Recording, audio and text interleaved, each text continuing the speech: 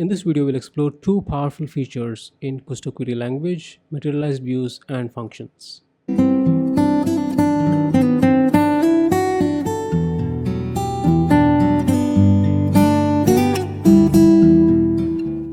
First of all, what is a view? In databases, a view is like a saved query. Why do we want to save a query? Well, if you are writing long queries to extract data from your databases, to get the data, you are rewriting the queries again and again. So databases give this option to save this query. So that saved query is a view. Remember, we were just saving the query, not the actual data. So every time you call the view, it reruns the query on the underlying data. Now, what is materialized view? It is the query plus data saved in the database. This means materialized views are much more faster because they don't have to recompute everything from scratch. They already have this data which is saved and gets updated, so you'll get instant results. Now we'll see how to create a materialized view in Fabric.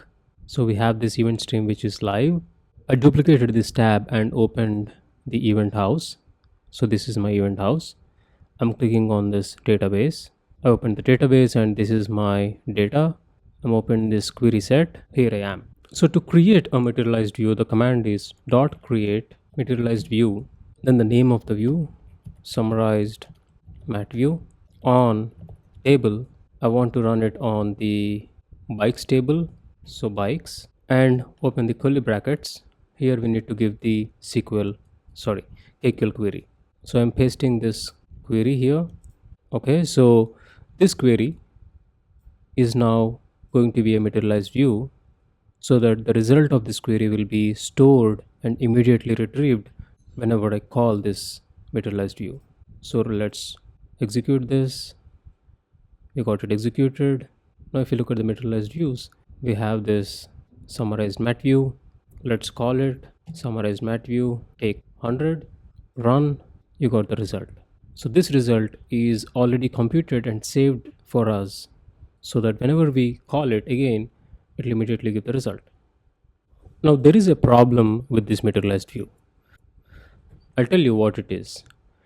Let's go to the event stream and deactivate this stream.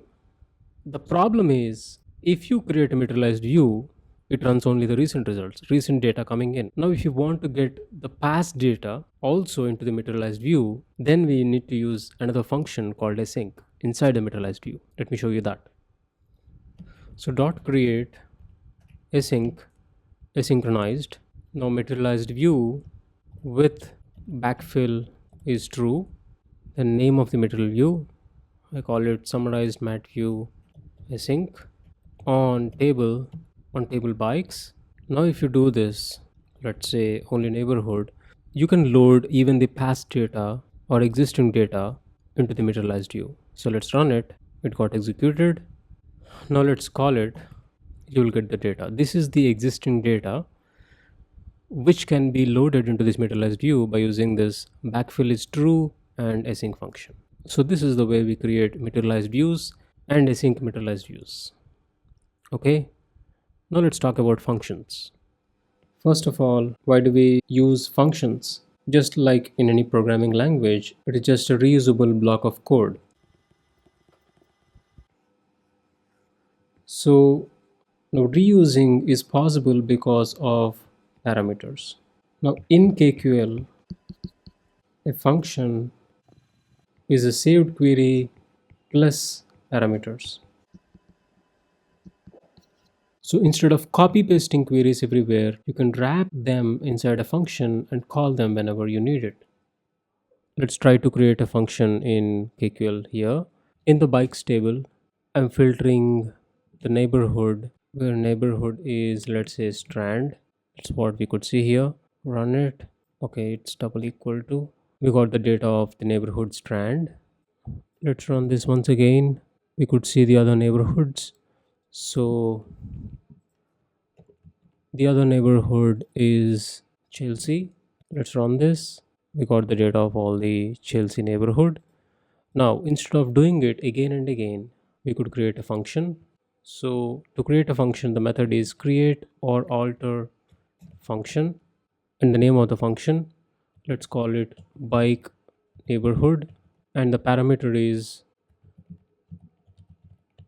param neighborhood. The data type is string because this is a string data type. Now, open the curly brackets and copy this, paste it, but in place of the specific neighborhood, we'll write the parameter, param neighborhood.